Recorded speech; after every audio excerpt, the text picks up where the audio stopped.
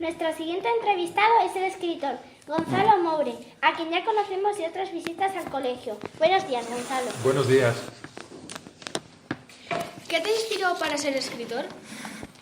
Pues la necesidad de contar cosas, ¿no? La rebeldía también, porque en mis tiempos no había biblioteca en el colegio, los libros estaban casi prohibidos, no nos dejaban llevar libros de lectura al colegio y eso me hizo rebelde, porque yo encontraba que los libros eran mucho más bonitos que la vida, ¿no? Que, sobre todo que la vida de aquel colegio tan triste. Así que yo me puse a escribir para cambiar el mundo. ¿Cuánto tiempo hace que escribes? Escribir he escrito toda mi vida. Desde antes de saber escribir, ya fingía en un cuaderno, porque entonces aprendíamos a los 6 años a escribir, y yo ya tenía un cuaderno a los 4 y a los 5 años en el que hacía rayitas y me inventaba las historias que estaba escribiendo, entre comillas, ¿no? Pero luego, bueno, fui periodista muchos años, trabajé en la radio 16 años, y un día, cuando ya estaba a punto de cumplir 40 años, dije, jolín, que yo siempre he querido ser escritor, ¿no? Y lo intenté y aquí sigo, ¿no? 30 años más tarde sigo aquí dándole al bolígrafo y al ordenador. ¿Qué sueles escribir, novelas o poesía? ¿Y cuál es tu tipo de escritura favorita? Bueno, no, yo escribo narración, ¿no? Creo que la poesía es dificilísima para mí, aunque en alguno de mis libros he metido alguna poesía mía, pero me parece que no está a mi alcance, ¿no? Sin embargo, imaginar mundos, imaginar a partir de la realidad, ¿eh? Yo escribo siempre partiendo de la realidad, de un campo de refugiados en el Sáhara, o de mi perro, o de mi perra Lea, que es de la que estoy escribiendo un libro ahora. Siempre parto de la realidad. Y luego, la literatura, lo bonito que tiene es que es una especie de experimento, en el que dices, bueno, ¿cómo es la vida? ¿Cómo son las cosas? Pero ¿cómo podrían ser?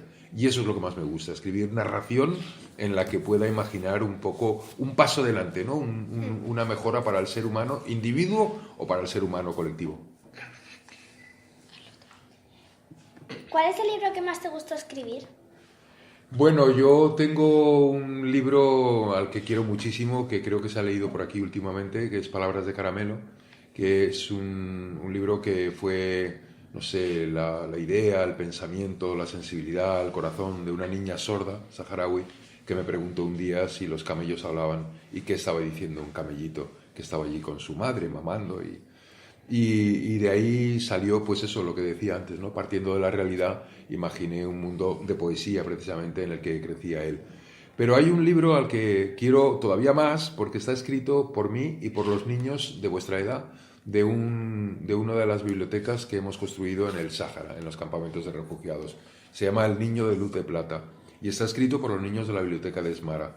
Y ese libro para mí es un enorme orgullo, ¿no? Por haber sido un poco niño también, haber sido parte de ellos en aquel taller en el que fuimos escribiendo el libro, y porque es un libro que además cambia las cosas. Es un libro que ya llevamos más de 4.000 ejemplares vendidos y que con esos 4.000 ejemplares vendidos, ahora me habéis visto meter unos billetes en el bolsillo, con el dinero que sacamos de vender ese libro, hemos construido una biblioteca tan bonita como la del Veneranda. La última biblioteca que hemos construido, la cuarta biblioteca, ha sido escrita por los niños de aquella biblioteca que decidieron escribir un libro para poder tener más bibliotecas. Así que es el libro del que más orgulloso me siento, El Niño de Luz de Plata. ¿Qué les vas a contar a los niños de cuarto en el encuentro con ellos después en la biblioteca? Pues no lo sé nunca, ¿no? Igual que ahora aquí con vosotros, lo que me preguntéis, lo que yo pueda aportar, lo que podamos reflexionar juntos. A mí me parece que eso es muy importante, ¿no? Que desde luego no les voy a tratar como a niños, ¿no? Hay una tendencia en la sociedad a tratar a los niños como proyectos de algo. Y no son proyectos de algo, son lo que son. Los niños sois lo que sois en este momento, con lo que tenéis a vuestro alcance y a vuestro alrededor, sois lo que sois.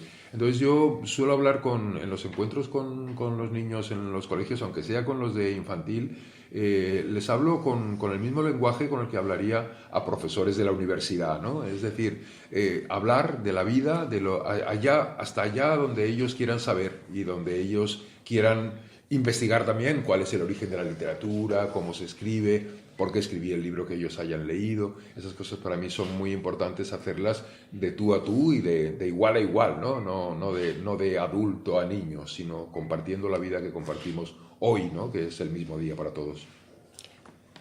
¿Cuál es tu animal favorito y por qué te atraen tanto los animales? Bueno, el animal con el que más convivo es el perro, ¿no? Yo siempre he tenido perros, ya he tenido 9 perros en esta vida. En estos momentos tengo 2 perras a las que quiero muchísimo. Y lo que pasa es que el perro, no sé, yo lo considero casi gente, ¿no? Es muy humano. Bueno, tiene limitaciones de lenguaje, de expresión, de comprensión a veces, pero es muy humano, está metido dentro de tu casa. El animal sí me permite salir a pasear todos los días por el campo con ellos, pero creo que el animal más admirable es el caballo, ¿no? El caballo que es medio salvaje, medio doméstico. El caballo puede ser como un perro que te acompaña, como si fuera tu mascota, pero al mismo tiempo es una especie de guía maravilloso de la naturaleza porque él realmente es medio salvaje. Y esa ambivalencia, ¿no?, de lo salvaje y lo doméstico en el caballo a mí me inspira muchísimo y me sigue haciendo tener muchísima curiosidad por ese mundo. ¿Qué sientes con los niños del Sáhara? Siento lo mismo que con vosotros, que están llamados a hacer cosas enormes, ¿no? Yo recuerdo un niño de aquí, del Veneranda, que se llamaba Pablo Gómez, al que yo llamo Pablo Gómez Caracol, por un libro que escribí luego con él, porque se vino conmigo al Sáhara precisamente, y allí descubrió el amor, nada más y nada menos, ¿no? Odiaba a las niñas, le parecían un rollo para montar a caballo, y sin embargo cuando vino al Sáhara conoció a una niña refugiada allí en el Sáhara. Bueno, pues ese niño hoy en día es cantante, tiene un grupo también, está escalando en el mundo de la música. Entonces, cada uno de vosotros, cada uno de los niños del Sáhara o de los de aquí de Oviedo, sois, no sé, sois una ecuación sin resolver, pero una ecuación maravillosa de la que pueden surgir cosas fantásticas, ¿no? Como las canciones de Pablo, muchas de ellas inspiradas precisamente por aquel viaje cuando tenía 11 años al Sáhara. Así que yo siento por ellos lo mismo que siento por ti, es decir, que tengo que darte lo mejor de mí mismo para que tú desarrolles lo mejor de ti mismo. Los personajes de Palabras de Caramelo, ¿en qué están basados? Están basados en la realidad. Cori, en realidad, bueno, yo le puse el nombre de Cori porque había un niño saharaui al que quería mucho, un chaval generosísimo y maravilloso, pero en realidad es la protagonista, el alma de Cori es una niña sorda, saharaui, de su edad, entonces tenía 9 años, que se llamaba Fatimetsu. Y como decía antes, ¿no? Ella me llevó a ver a los camellos ahí en los corrales de las cabras y de pronto me preguntó qué le estaba diciendo el camellito a su madre, ¿no? Y yo, claro, no entendía la pregunta hasta que me di cuenta de que era sorda y de que veía que el camellito movía los labios y la madre movía los labios también. Y entonces ella interpretaba que como las personas estaban hablando. Y yo al principio me había casi enfadado con ella, no, que no hablan, que comen. De pronto dije, jolín, qué novela más bonita, ¿no? Qué historia más maravillosa. Y me fui con ella y empecé a contársela por señas ya. Le conté por señas lo que había pasado en el pasado con un niño que también creía que los camellitos hablaban. Es decir, lo que decía antes, ¿no? Partir de la realidad para después desarrollar una historia, ¿no?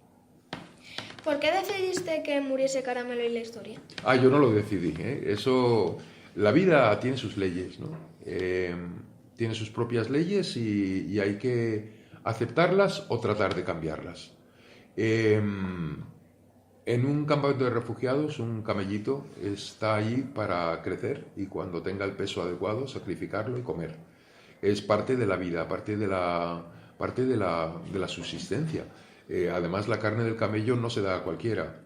Se come en celebraciones muy especiales o si no, en la dieta normal para niños con problemas de salud, niños que están muy débiles o para ancianos que necesitan también la energía de la carne.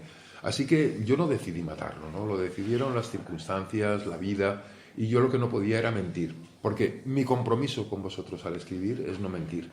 Pero ese no es el final. Caramelo muere, pero después, gracias a la muerte de Caramelo y a la vida de Caramelo, a la muerte y a la vida de Caramelo, Cori se convierte en poeta, que ese es el verdadero final del libro. Cosa que no debo haber explicado muy bien, porque todo el mundo me dice, ¿por qué acaba tan mal, tan triste? No acaba triste, acaba con Cori convertido en poeta. Si tuvieses que escribir tu mente, ¿cómo la describirías? Mi mente, yo leí casi a vuestra edad por primera vez un libro maravilloso, La Odisea, y el primer verso de La Odisea dice, háblame, musa, del hombre de muchos senderos. el hombre de muchos caminos, ¿no? Y a mí me gusta eso, me gusta probar todos los caminos, saber, averiguar sobre mí mismo y sobre lo que hay después del curso de un camino o de un río. Es decir, soy un buscador. Yo no me considero escritor, me considero buscador. Buscador de historias y buscador de ideas, buscador de cosas que nos ayuden a seguir caminando. Nos ha encantado contar con tu presencia en nuestro cole y que te hayas animado a contestar a nuestras preguntas. Sabes que siempre eres muy bien recibido en nuestro cole. Esperamos que vuelvas pronto a visitarnos. Ojalá.